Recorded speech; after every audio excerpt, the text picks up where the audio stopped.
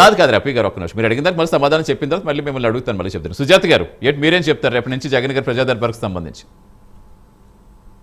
Sir ముందుగా మీకు అలాగే ప్యానెల్లో ఉన్న తోటి మిత్రులకి వీక్షకులకి అందరికీ నమస్కారం. నమస్తే. చెప్పండి సార్. జగన్మోహన్ రెడ్డి గారు ఆయన కంటిన్యూగా ప్రజల్లో అయితే ఉండరని నేను 100% ఖచ్చితంగా చెప్పగలను సార్.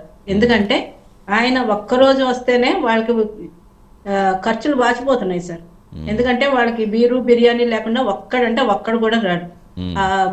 జగన్మోహన్ రెడ్డి గారితో ఉన్న ఒక ముగ్గురు నలుగురు ముఖ్యమైన నాయకులు తప్ప కేడర్ ఎవ్వరు డబ్బులు లేకుండా ఒక్కడు కూడా రాడు. వీళ్ళు ఆ డబ్బులు పెట్టుకుని ప్రతిరోజు ప్రజల్లో తిరగాలంటే వాళ్ళకి అయ్యే పని కాదు. అందుకోసమే జగన్మోహన్ రెడ్డి గారు వస్తున్నారు, అలాగా మెరుపుతీగా వచ్చిపోమ్మా అన్నట్టు అలా వస్తున్నారు, మళ్ళీ బెంగళూరుకి జంప్ అయిపోతున్నారు. నిజంగా చిత్తశుద్ధి ఉన్న నాయకుడు అయ్యి నిజంగా ప్రజల్లో ఏవైనా సమస్యలు ఉంటే వాటి మీద బయటకు వచ్చి మాట్లాడితే ఎవరో కార్యకర్తలు అవసరం లేదండి, ప్రజలే స్వయంగా అంటే వాళ్ళే స్వచ్ఛందంగా వచ్చి ఆయన పక్కన నిలబడతారు. ఇప్పుడు గతంలో మేము ఒక్క సీటు కూడా గెలవలేదు సార్. 2019 ఎలక్షన్స్ లో వితిన్ 6 months జగన్మోహన్ రెడ్డి గారు తెచ్చిన ఇసుక పాలసీ వల్ల కొన్ని వేల మంది నిరాశ్రయులు అయితే వాళ్ళకి ఉపాధి కోల్పోతే పవన్ కళ్యాణ్ గారు వైజాగ్ లో ఒక ర్యాలీ తీశారు. ఎన్ని లక్షల మంది వచ్చారండి. అప్పుడే వైసీపీకి భయం పట్టుకుంది. ఇతను ఓడిపోయాడు, 2 చోట్ల పార్టీ మూసేసుకుని వెళ్ళిపోతాడు, రాజకీయాల్లోంచి వెళ్ళిపోతాడు అనుకున్న వ్యక్తి వితిన్ 6 months లో ఇంత ప్రజాబలంతో ఒక ర్యాలీ తీస్తే వైజాగ్ లో 2 సముద్రాలు అన్నట్టు కనిపించినాయి ఆ రోజు. ఒక జన సముద్రం, ఒకటి ఉప్పునీటి సముద్రం అన్నట్టు. అది సార్ చిత్తశుద్ధి ఉన్న రాజకీయాలు అంటే అలా ఉంటాయి. నిజంగా అక్కడ సమస్య ఉంది. ఇసుక సమస్య రావడం వల్ల భవన నిర్మాణ కార్మికులే కాకుండా దాని అనుబంధ రంగాలన్నీ ఎఫెక్ట్ అవడం వల్ల ప్రజలందరూ తరలి వచ్చారు. ఒక గుడ్ కాజ్ కాబట్టి అందరి దగ్గర నుంచి మద్దతు వచ్చింది. స్వచ్ఛందంగా వచ్చారు, ఎక్కడెక్కడి నుంచో వచ్చారు స్వచ్ఛందంగా. మరి అది సార్ రాజకీయాలంటే.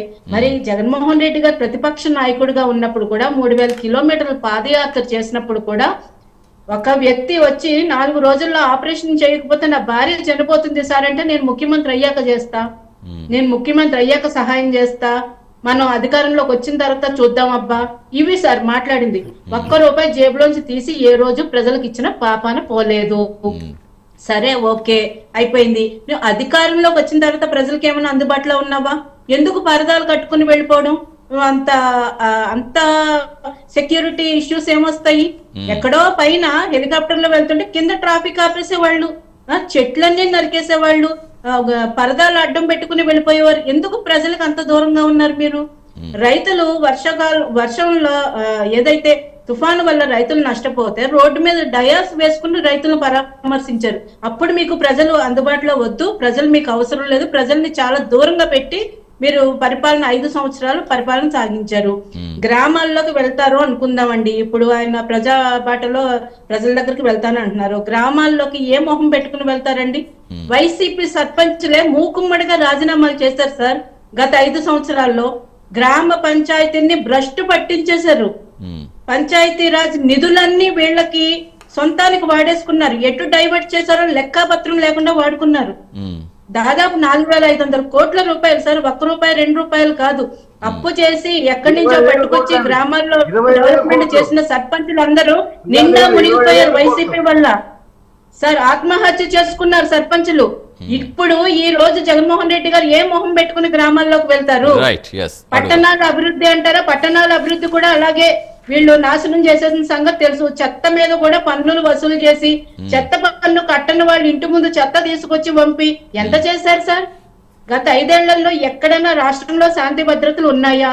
మీరు ప్రభుత్వంలో ఉన్నప్పుడు అదే తీరు, ప్రభుత్వంలో లేనప్పుడు అదే తీరు. ప్రజలు మిమ్మల్ని ఏ విధంగా నమ్ముతారు? ఓడిపోయి పులివెందులకు వెళ్ళారు సార్, ఓడిపోయి పులివెందులకు వెళ్ళారు. పట్టుమని 10 రోజులు ఉండలేకపోయారు సార్. అక్కడ వాళ్ళు బిల్లులు చెల్లించలేదని చెప్పి అందరూ ఇల్లు చుట్టుముట్టారు. అక్కడి నుంచి వెంటనే బెంగళూరు పారిపోయిన వ్యక్తి. ఎంతమందిని మోసం చేస్తారు? మీరు సాక్షి మీడియాలో కూర్చుని అబద్ధాల ప్రచారం చేసుకోవడం చేయగలరు తప్ప ప్రజల్లోంచి మీకైతే సహకారం స్పందన రాదండి. రైట్ అండి. మస్తాన్ రావు గారు నమస్తే అండి. మస్తాన్ రావు